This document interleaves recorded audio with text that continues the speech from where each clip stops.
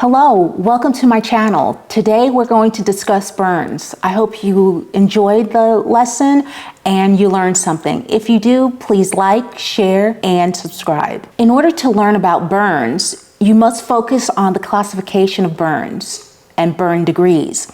We have superficial, partial thickness, and full thickness burns.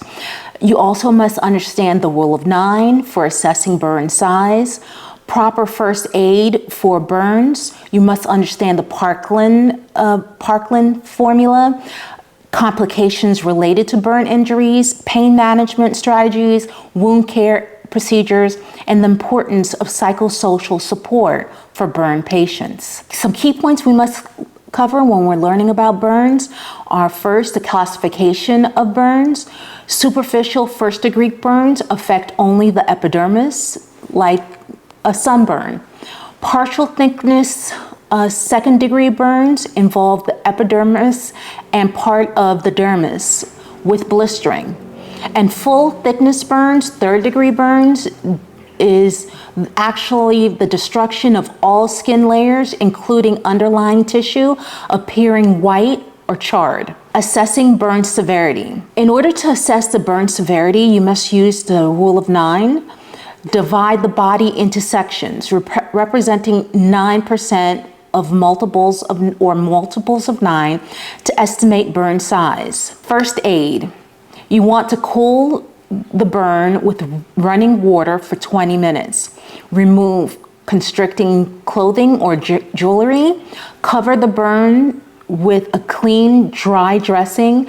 Elevate burned extremities when possible. Understand the complications that might come with the burns. Infection, fluid and electrolyte imbalances like third spacing. Respiratory complications if burns involve face or airway. Contractures, psychological distress, burn wound care, the bereavement of necrotic tissue, topical antimicrobial agents, hydrotherapy, grafting procedures if necessary, pain management, medications like opioids, non-steroidal anti-inflammatory drugs or NSAIDs, or non-pharmacological interventions like distraction techniques, relaxation methods, and psychosocial support, which is extremely important. Patient and family education about the burn recovery process, referral to mental health professionals if needed, and addressing potential body image concerns. To learn about the Parkland burn formula, emphasize the core concepts of calculating fluid resuscitation needs based on the percentage of total body surface area, or TBSA, burned, the patient's weight in kilograms, and a constant factor of 4 ml.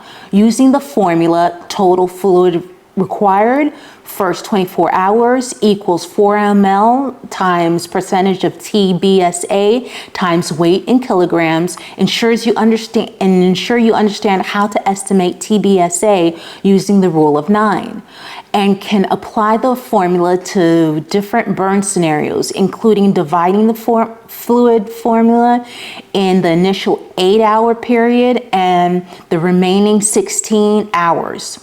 Key points to include when you are learning the Parkland formula: the basic formula. Remember, the formula is total fluid required first 24 hours equals 4 ml times percentage of TBSA times weight in kilograms. Measuring variables. 4 ml is the constant factor representing the fluid volume per percentage of TBSA per kilogram of body weight. Percentage of TBSA, the percentage of the body surface area affected by the burns, calculated using the rule of 9. Weight in kilograms. Patient's weight must be in kilograms, and calculating TBSA with the rule of 9. Make sure you understand how to divide the body into sections representing 9% each: head, neck. So if the front part of the head is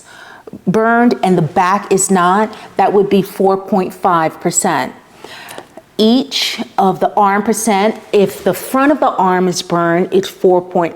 5 and the back is 4.5. If the whole arm is burned, it's 9%. Chest, abdomen is 18%. Upper back is 18%. Each leg is 18%. It's critical that you understand that only partial and full thickness burns are included in the TBSA calculation. Fluid types. Understand that lactated Ringer solution is typically used as the fluid for burn resuscitation according to the Parkland formula. And fluid administration schedules. Understand that half of the calculated volume should be given in the first 8-hour post-burn injury, and the remaining half should be administered over the next 16 hours. Monitoring for complications. I can't stress enough the importance of closely monitoring vital signs and urine output to assess adequate fluid resuscitation. Thank you for joining me today on our lesson about burns. I hope you learned something. If you have, please like, share, subscribe.